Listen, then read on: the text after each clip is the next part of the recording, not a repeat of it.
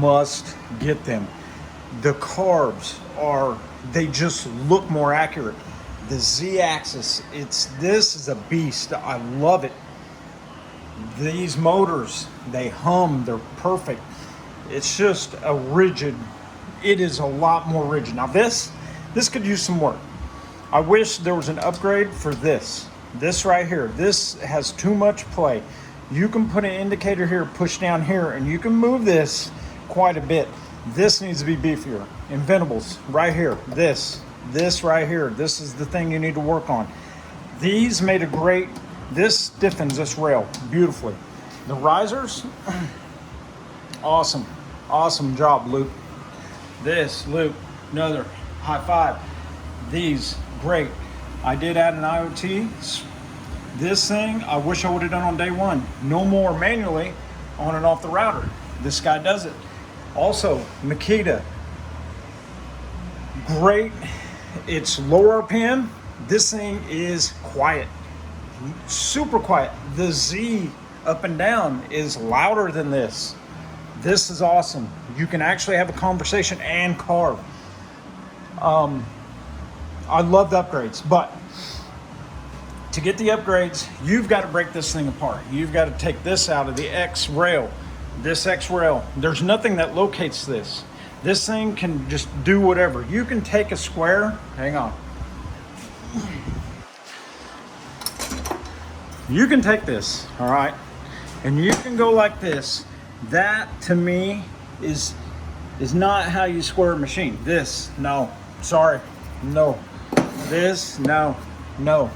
You need these indicators. These guys, okay? A cheap one, well, cheaper. This, I'm a machinist. Been a machinist for a long time. I'm a CNC programmer now, so I don't use this guy as much at work, so I brought him home. This is about 300 bucks. This is about 30. I did use this one to trim my machine. There's no difference, really. This says Starrett, US made, super expensive. This, China made, does the same thing, especially for this machine. We're not gonna be making aircraft parts with this machine. It just won't happen. But we can get really, really good at carves. So anyway, this will get you close, but it is not what you want to finish up with. What I did, I have these right here that's going to my TKC work store soon, okay? This is what's going to fit in here. This dial indicator will attach to it, and I'm going to show you how I tram this machine, okay? To each his own. Some people will agree with it, some won't. Just watch. This is how I do it. Okay, so like I said, we can use either a high dollar one or we can use a cheaper one that does just fine for what we do here. You'll need, anyway, an indicator. You can purchase this right here from my store soon, okay? It's not out there yet, but anyway, this, you can loosen this. This moves up and down, and I actually use this quite a bit to make sure wood's in line and a lot of other things. But today, it's going to be used to tram this machine. So, first of all, this right here is a dovetail. Okay, the indicator right here slides right into there, and you tighten this. So now we will put this in the spindle.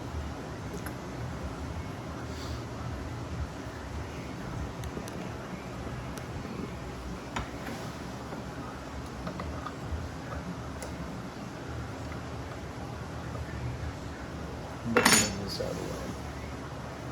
Just in case it drops, I don't want to break my glass. Okay? We'll go ahead and put this guy in. Tighten it up. Just hand tight, doesn't have to be wrenched. Okay. Reason for a glass. Okay, glass. It's smoother for the indicator. Let me get it. Sorry about that. It's easier for the indicator to move because on this kind of porous MDF, it'll bounce quite a bit. This is a smooth surface and the indicator moves nice and smoothly along it. So nice piece of glass, clean. You can get it anywhere, big box store. You can get the square. I've actually got another one that I do use. Sometimes it's just a square piece like this, but I had this round one, so we're going with it today. Okay, so anywhere on the table, put it down, take a Sharpie, and you want to put a point. I've already got a point right here. See it moving on the glass? Put a point with Sharpie. That is the point where we're going to check as we spin this thing around the same spot, because this, until you get your machine coplanar or perpendicular to your wasteboard and re-skim this, you cannot tram your machine to an unlevel wasteboard. So what I'm doing is I'm setting one point, the same point that this needle is going to be hit as I rotate it back and forth on all around to check to see if the spindle this way and this way, we need it to be, in my opinion, over this travel. This is 6 inches from here to here, so it's swinging a 12-inch diameter. Okay, so within 12 inches, if you're within 10, you will never see it on a 1/4-inch bit. You probably won't see it on a 1-inch bit, and you definitely, I mean, 10 is good. 10 is great. This machine, I've got 0. Well, I may be lying to you, but last I checked, it was 0 this way, and it was like 3 this way.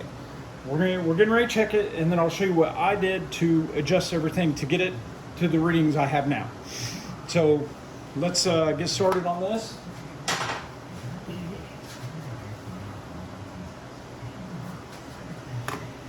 Okay, first of all, let's go ahead and bring Z down.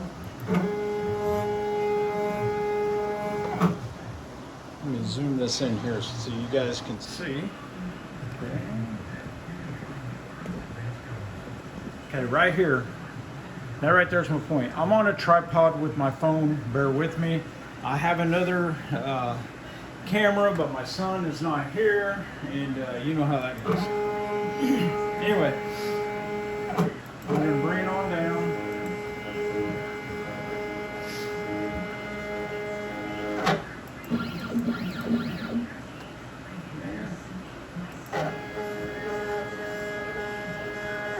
Okay, what I do, okay, as long as I can swing this thing all the way around, that's what you want. You want to be able to swing it and be able to see the indicator, okay?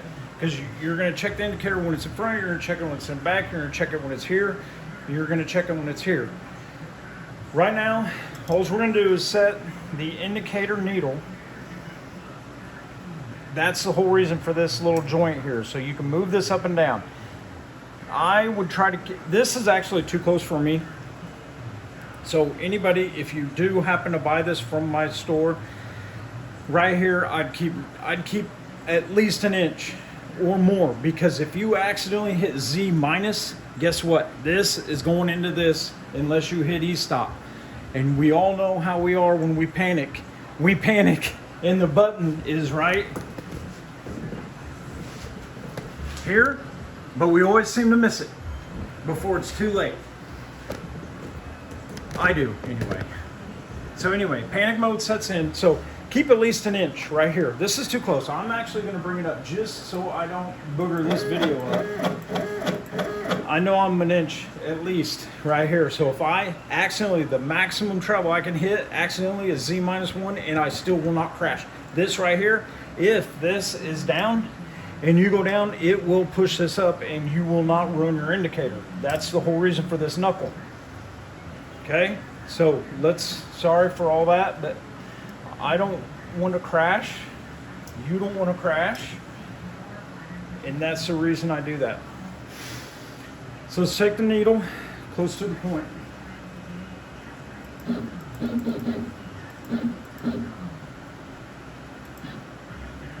Okay, we're there. Let's bring it down.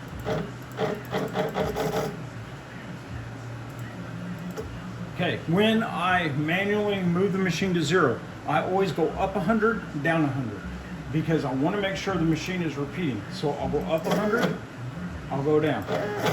Okay, we're at 0. Let's do it one more time. Up, down, we're at 0. Okay. Okay, so I had to take my camera out of the tripod, and I'm very sorry if this is going to be a little jumpy here, but anyway, okay, we're at 0. Okay, I'm on my little point that I made right there with the marker. Okay, so now we're going to go up, we're going to swing it 180, and we're going to see what the other side checks. So we're going to move it, swing it. I am up 0.1. We do not want to touch that indicator because you don't want to hit it or knock it because it could throw it out. But you do want to try to get that right back over that point, close to it. Right there, that's pretty close. Now we're going to go down. Okay, as you can see, it is not at 0. So, right now, we're sitting at like that is going to be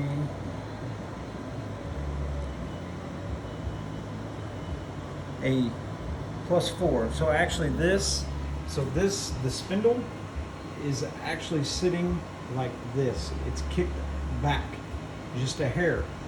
0.4 though. You got to remember 0.4 thousandths. Okay, your hair is 2 thousandths.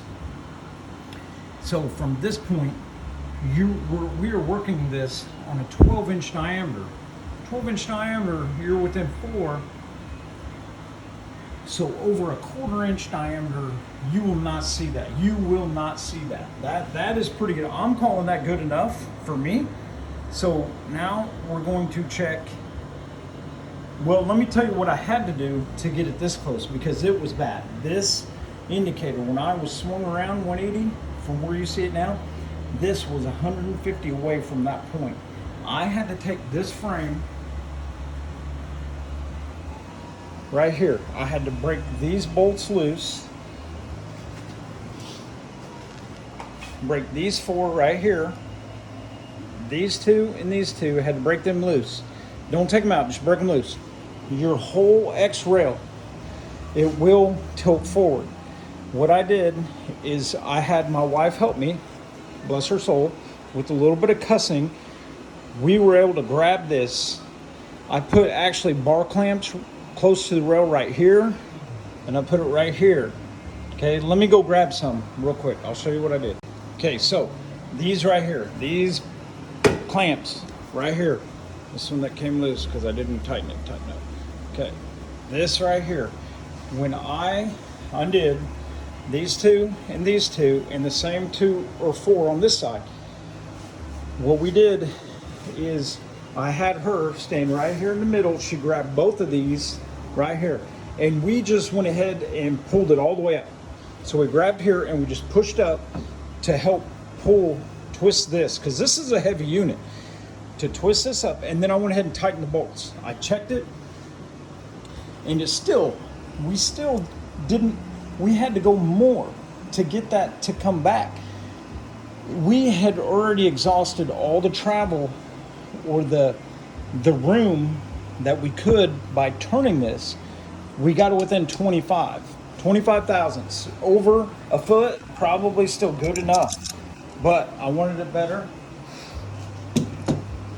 So what I ended up doing is back here on this guy right here. Some people, you could probably undo these right here and right here on this upgrade kit, because this is what was bolted to the old unit.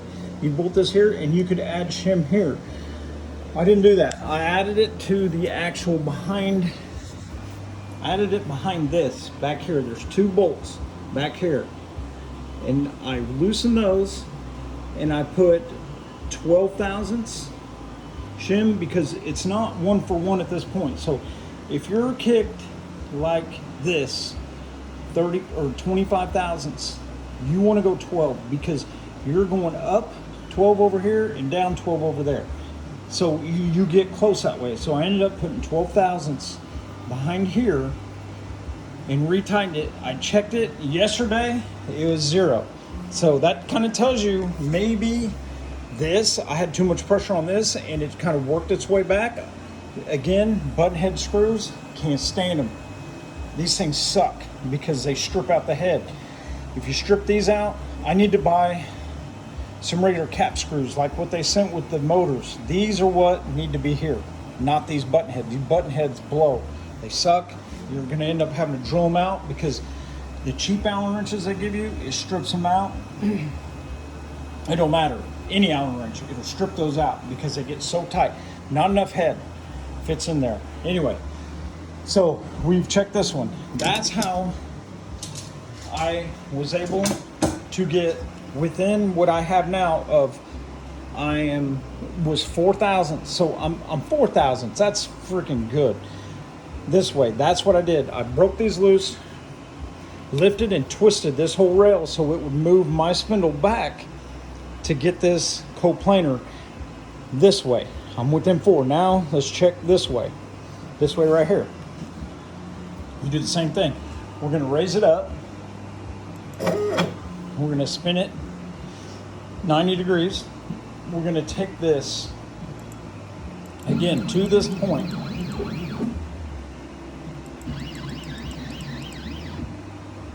We're going to go down 100. Okay, this 0 was set from here, so I'm still, if you look at this, 1, 2, 3, 3 thousandths. So I'm 3 thousandths actually from the 90 I was, from this back position when I kicked it over, I'm 3 thousandths. It was actually 4, so I'm actually 1 thousandth from here to here. Super good. This way, we're gonna go ahead and 0 it out.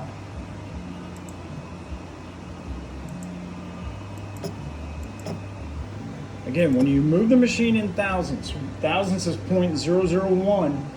You want to move it up 100, which is 0.1. Move it back down 0.1. Make sure you're getting a consistent motion out of your Z. So, or repeating. Up 100, down 100, 0. Do it again. Up, down, we're at 0. Okay? Now, this is when we want to come up 100. We're going to spin 180 and we'll check it the other way.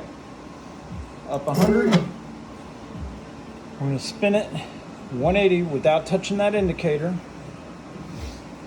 We're going to move it.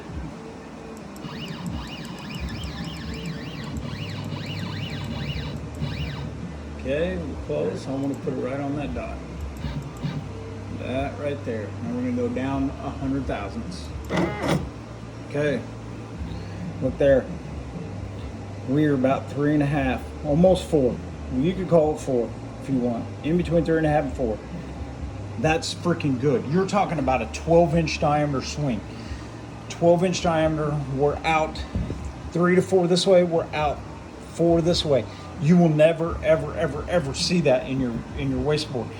Last night, I went ahead and skimmed my wasteboard. There are no lines in this thing anywhere because my spindle is now dang near a coplanar. I mean, you're talking for this machine. I've ran machines that make aircraft parts that are not even this close. So to get a machine like this that close, you're 100% ahead. Because if you could get it within 10, 15, I mean, I'm calling it good there. So anyway, now how I did this, okay, to get this was kind of the same way. I had to shim that extra little bit this way. You have 4 bolts here and here, but instead, because I knew I shimmed this, right? I shimmed this to get the extra I needed this way. So what I did is I broke these loose up front, right here. These have enough play, and when I checked this was out like 12. It wasn't out a whole bunch. So what I did is I just loosened this, loosened it to where I just took a little, okay, rewind. I loosened these three. This one right here, and this one right here. I kept this tight. This was my pivot point. This is what's keeping the whole thing from, I wanted to pivot around here, one point. So I kept this tight, loosened them three. I took a small little rubber mallet and I just tapped right up here at the top. Okay, if you tap at the bottom, you're defeating the purpose, because this guy right here is still tight. That one's loose, these two are loose. You want it to pivot around this one. So I tapped up here until I got this needle as close as I could. I'm within 4, we're good. So basically that is how I trammed my spindle coplaner. This is awesome. These upgrades, if you do not have them, you need to get them. It is worth the $500. This guy, do it. It's quiet. The RPM is way lower. This I like. And you also got a backup DeWalt. If you need, if something happens to this, you got the backup DeWalt. I do sell these sleeves. I have sold these.